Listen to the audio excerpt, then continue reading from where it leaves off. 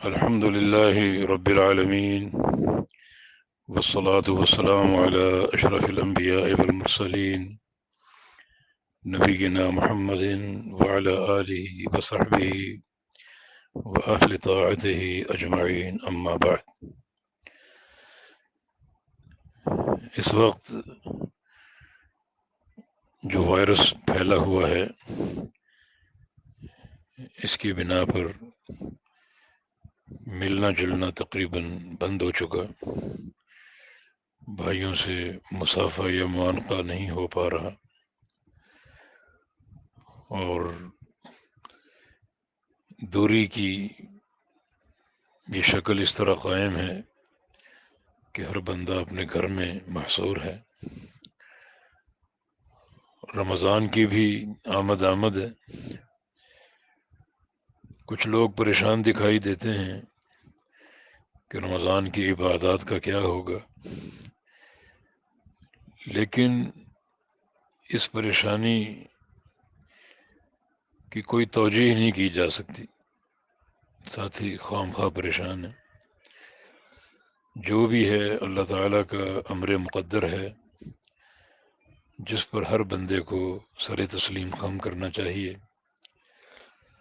امیر المؤمنین عمر بن خطاب رضی اللہ عنہ کا قول ہے کہ ما ابالی ای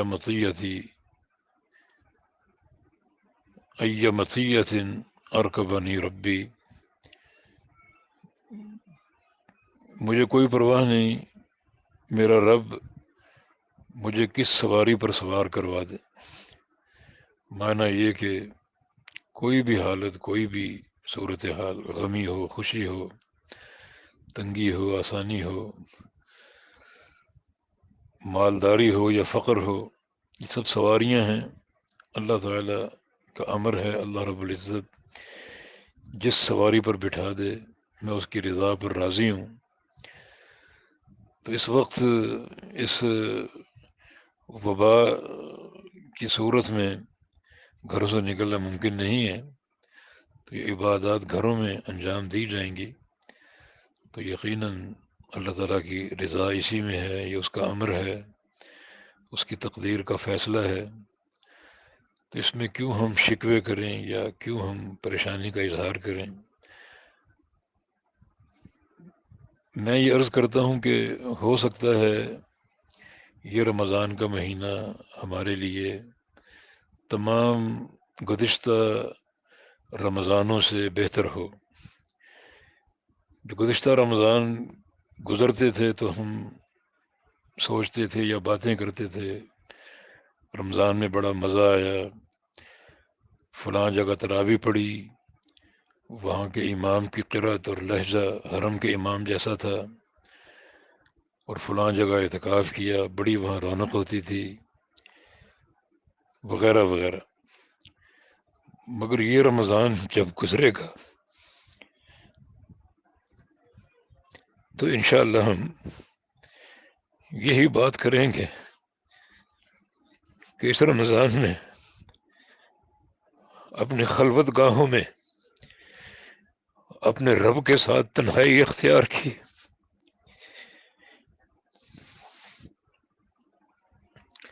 تنہائی میں بیٹھ کر قرآن پڑھا، نفل پڑھے، اپنے اہل خانہ کے ساتھ، اپنے اہل و عیال کے ساتھ، تو بڑی اخلاص سے بھری باتیں ہوں گی۔ اس سے قبل رونقیں آنا جانا ممکن ہے، اخلاص ہو نہ ہو، مگر یہ رمضان سب سے بہتر ہوگا انشاءاللہ کہ اس میں اللہ تعالیٰ کے ساتھ خلوت کے موقع ملیں گے، تنہائی کے موقع ملیں گے، تنہائی کی عبادات ہوں گی، رب تعالیٰ کے سامنے روئیں گے، گڑ گڑائیں گے۔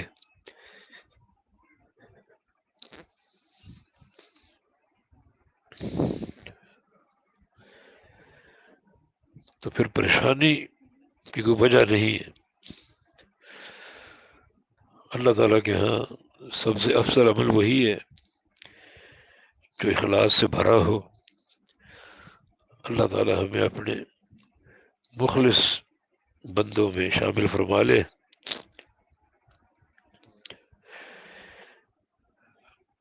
انشاءاللہ ہم رمضان کی جو عبادات وغیرہ تراویح وغیرہ ان کا اہتمام اپنے گھر میں ہی کریں گے.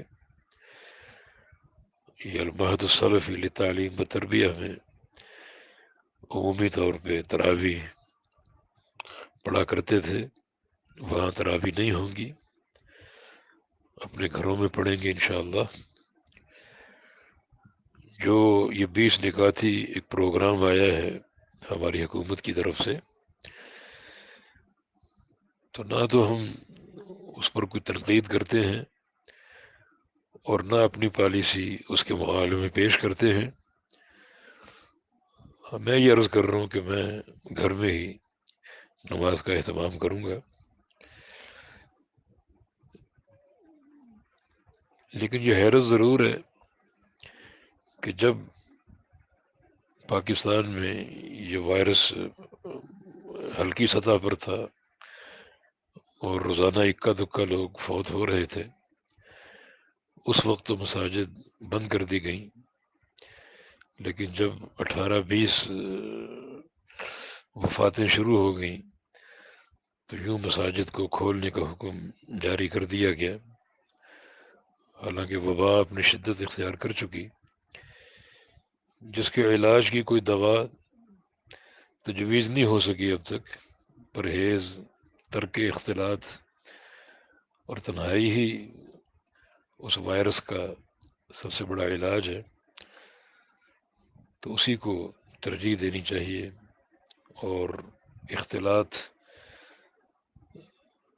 سے حتی الوسع گریز کرنی چاہیے. مسجد میں تراویح پڑھنا کوئی ناگزیر امر نہیں ہے، بلکہ نبی علیہ السلام نے ساری عمر گھر میں ہی پڑھی.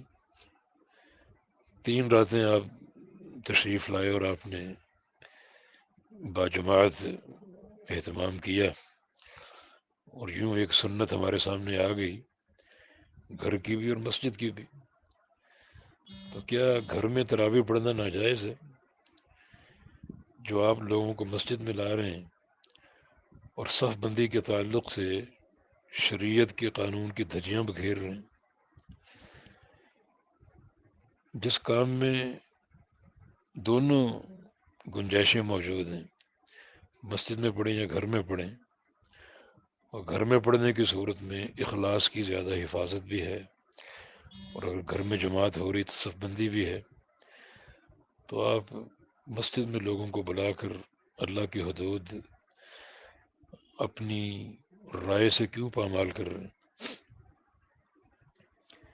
پھر بڑی عجیب بات ہے، جو کام گھر میں ہو سکتا ہے وہ کام مسجد میں آپ کروانا چاہ رہے ہیں، اور جو کام مسجد کے ساتھ مخصوص ہے یعنی اعتکاف، اس میں آپ اجازت دے رہے ہیں کہ گھر میں کر لو. کس قانون کے تحت؟ کس دلیل کے تحت؟ کس نے آپ کو اجازت دی کہ آپ اللہ کی شریعت کو اپنے ہاتھوں میں لیں اور یوں اس کو ایک کھلونا بنائیں؟ اللہ تعالیٰ مسبب الاسباب ہے، اور یہ دین کی وسعت اور سماحت ہے. انشاءاللہ نمازیں ہر جگہ ہو جائیں گی. توبہ کے لیے مساجد مخصوص نہیں ہے، گھروں میں توبہ ہو سکتی ہے. تلاوت قرآن کے لیے مساجد مخصوص نہیں ہے، گھروں میں تلاوت قرآن ہو سکتی ہے. اور جب آپ کے دل میں مسجد کی محبت ہے اور آپ دل میں سوچتے ہیں کہ مسجدیں جو ہیں وہ بند ہوں گی یا جانا ممکن نہیں ہوگا، تو اس سوچ کا اللہ آپ کو اجر دے گا، اور آپ گھروں میں نماز پڑھیں گے، نماز پڑھنے کا اجر اللہ آپ کو دے گا. تنہائی ہوگی تو اخلاص کا اجر آپ کو ملے گا. تو میں یہ سمجھتا ہوں کہ یہ رمضان انشاءاللہ سابقہ تمام رمضانوں سے بہتر ہو سکتا ہے اگر ہم تھوڑا سا سوچیں اور غور کریں. اللہ تعالیٰ اپنے بندے کے اخلاص کو دیکھ کر اس کے تھوڑے سے عمل پر راضی ہو جاتا ہے. بڑی وہ غفور الرحیم ذات ہے، چھوٹی سے چھوٹی نیکی قبول کر لیتا ہے اور راضی ہو جاتا ہے، اور بڑے سے بڑے گناہ کو معاف کر دیتا ہے. نیکی چاہے ذرے کی مقدار میں ہو، اللہ تعالیٰ قبول کر کے خوش ہو جاتا ہے، اور گناہ چاہے پہاڑوں جیسا ہو اللہ تعالیٰ ایک بار کے استغفار سے معاف کر دیتا ہے۔ بڑی وسعت ہے، بڑے خزانے ہیں، بڑی رحمت سے بھرپور اس کے معاملے ہیں۔ امام ذہبی رحمہ اللہ نے تاریخ اسلام میں ایک شخص کا ذکر کیا ہے جس کا نام مسعود بن عبداللہ الحمدانی۔ لکھا ہے کہ کان من خیار الناس، اس کا شمار اچھے لوگوں میں ہوتا تھا۔ تو اس کی زندگی میں ایک وتیرہ تھا، کوئی شخص اگر اس پر کوئی زیادتی کر بیٹھتا تو وہ 2-4 دن بعد آتا نادم ہو کر کہ مجھے معاف کر دو، تو وہ کہتا الماضی لا یذکر، میرے بھائی جو گزر گیا سو گزر گیا، اب اس کو یاد نہ کرو، چھوڑ دو اس کو۔ تو جو بھی اس طرح کا معاملہ ہوتا تو وہ یہی کہتا الماضی لا یذکر، الماضی لا یذکر، جو گزر گیا سو گزر گیا، اس کو مت یاد کرو، چھوڑ دو اس کو۔ اس کا انتقال ہو گیا، تو اس کے انتقال کے بعد اس کو کسی نے خواب میں دیکھا اور پوچھا کہ مسعود، اللہ تعالیٰ نے تیرے ساتھ کیا معاملہ فرمایا؟